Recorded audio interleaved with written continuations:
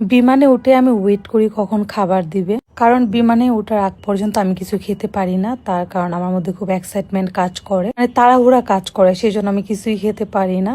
অনেক ঘন্টা না খাওয়ার কারণে হচ্ছে অনেক বেশি ক্ষুধা থাকে, দ্যাটস ওয়াই বিমানের খাবারের জন্য ওয়েট করে, খাবার আসলে খুব মানে মন ভরে পেট ভরে খাই। তো মালয়েশিয়া এয়ারলাইন্সে আমরা আসতেছিলাম, তখন হচ্ছে আমাদেরকে তাদের দেশের খাবার দিয়েছিল। খুবই খুবই খুবই মজার ছিল খাবারটা, সাথে আবার ফ্রুটসও দিয়েছিল।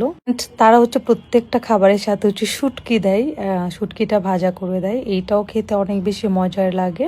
মামা ভাগ্নি দুজনেই খুব মজা করে খাচ্ছে, আর আমরা হচ্ছে সারাদিন না ঘুমিয়ে হচ্ছে রাত্রেবেলায় ফ্লাই করেছিলাম, সারা রাত না ঘুমিয়ে দিনের বেলায় ফ্লাই করেছিলাম। সো এই ইয়োগার্টটা অনেক বেশি টেস্টি ছিল, সাথে বিভিন্ন ফ্রুটস ছিল। মালয়েশিয়া এয়ারলাইন্সের খাবার আসলে অনেক মজার, বাট আমার কাছে আসলে অনেক বেশি মজার লাগছে। আর ইয়োগার্ট দিয়ে আমি ফ্রুটসটা খাচ্ছিলাম, প্রত্যেকটা খাবার আমার অনেক বেশি মজার লেগেছে। তো আমি আমার আপুকে বলতেছিলাম যে নেক্সট আবার আমি মালয়েশিয়ান এয়ারলাইন্সে হচ্ছে ট্রাভেল করবো, কজ তাদের খাবারগুলো হচ্ছে অনেক বেশি মজার ছিল, মানে অনেক টেস্টি ছিল। আর ব্যাপারটা অনেক ভালো লাগে যে আকাশে উড়ে উড়ে হচ্ছে আমরা খাচ্ছি, এটা আমার কাছে অনেক বেশি ভালো লাগা কাজ করে। বাট আমার কাছে যদি বলেন সবচেয়ে বোরিং জার্নি কি, আমি বলবো ট্রেন জার্নি, কারণ আমার হাই ফোবিয়া, আর আমি হচ্ছে অনেক বেশি ভয় পাই। যতক্ষণ বিমানে থাকি ততক্ষণে হচ্ছে আমার হাত পা কাঁপতে থাকে, আমার মনে হয় যে নিঃশ্বাস বুঝে বন্ধ হয়ে গেল, এরকম একটা অবস্থা।